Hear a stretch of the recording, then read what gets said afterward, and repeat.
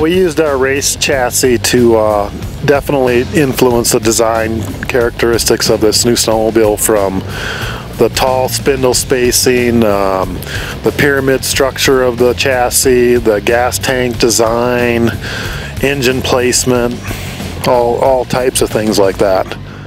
I think there's a few key characteristics in the sled that definitely stand out. Styling being one. The way we've tied our engine to our primary drive clutch to the secondary drive clutch to keep that belt tension consistent, that'll be a big thing. Weight placement.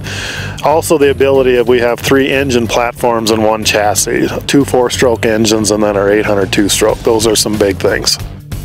We put a lot of emphasis on weight reduction, especially in our trail type sleds like the F-Series.